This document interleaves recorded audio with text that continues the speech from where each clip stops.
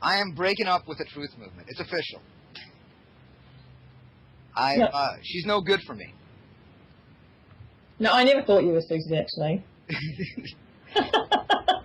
And I'm going to recommend that everybody who listens to this show do the same thing. Because she's not good for us.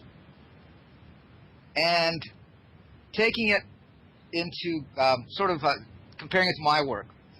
All right, what I found what the truth movement really is about is all these people running around pointing out piles of dung.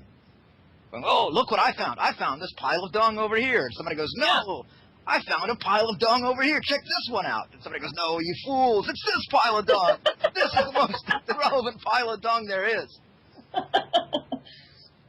So what happened, I came along and said, all right, and when I say, I'm telling you the truth movement, I mean like every bit of it. The synchromysticism, the patriot paradigm, all that other nonsense, okay? It's all nonsense. Because what it really is a lot of people, which I participated. I found some really interesting looking piles of dung. Is all of a sudden, and I can say I did this. I don't know anybody else who did this. I said, hey guys, look, I found the anus that all this dung came out of. And most dismissed me as a lunatic or some kind of weird ass fetishist because I'm pointing out the anus, which is the source of all the dung. Yeah. Like, no, what's wrong with you? Why look at that? Oh, you're a pervert. We're going to look at the dung instead. And that's something, I guess the thing I'm kind of looking to know is why we are addicted to looking at the dung. And we are. It is an addiction. And there is, well, I think anyway, that there's a definite, at least one really good reason behind it. Probably this, I'm sure there's many. But it's an absolute addiction, and it's not a very good addiction. Looking at dung is not a good addiction. It's not a healthy one. No. It's an unhealthy relationship. Is one way of looking. That's why I would say we have to break up with it. But I mean, I think we all started there somewhere. Oh yeah, we all did. I'm not saying that it's not a bad. But where you start can't be where you stay. No, because somebody came along and laid out all this crap for us. Basically, this was all intended. This was all by design.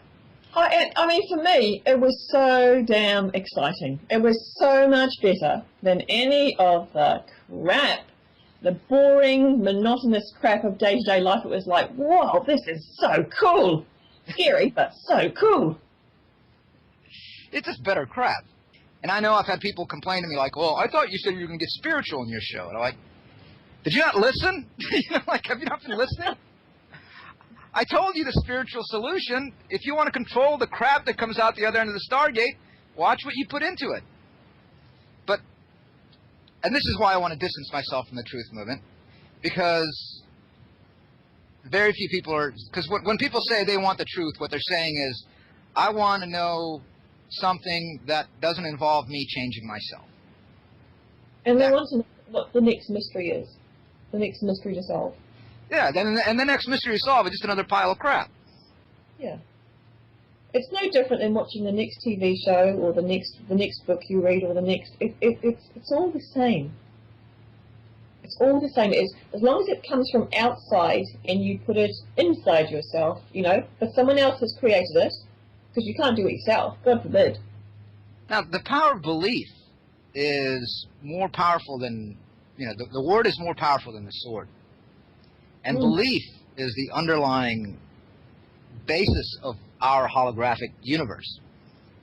So if these people believe that they can extend their lives, and this system has been instilled into a sound set of beliefs and teachings according to the higher layer of the mystery schools, then to them, that is how they extend their life. Because if they believe they're extending their life through the process, then they are.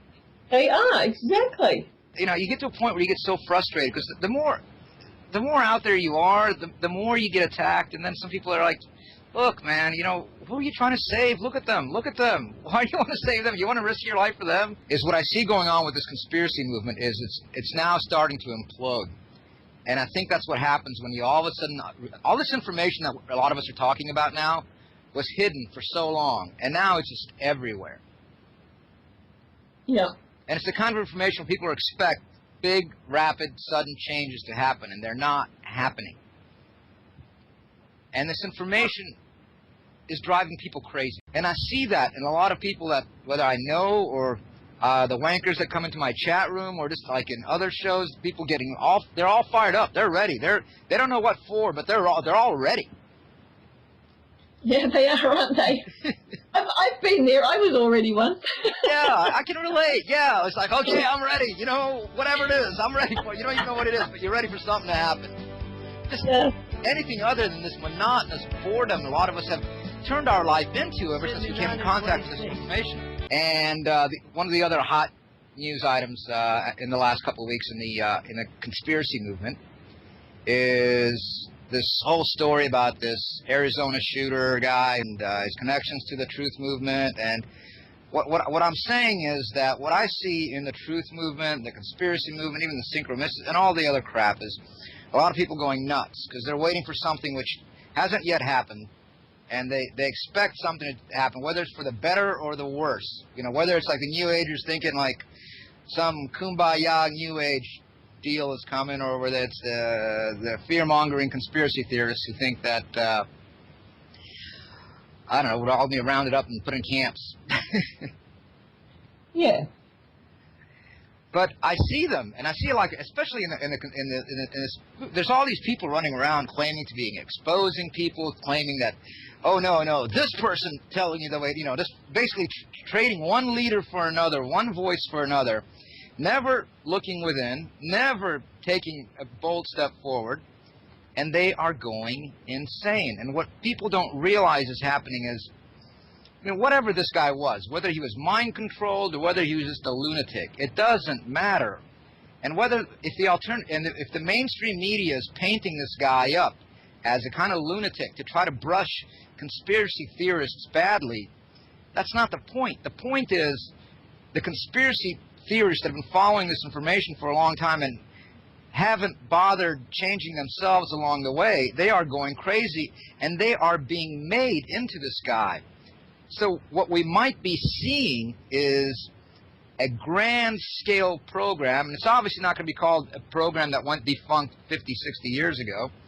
It's a new program, okay, where they learned how to mind control an individual and make them do insane things. So what we might be seeing now is the end result of them saying, all right, let's do this on a mass scale.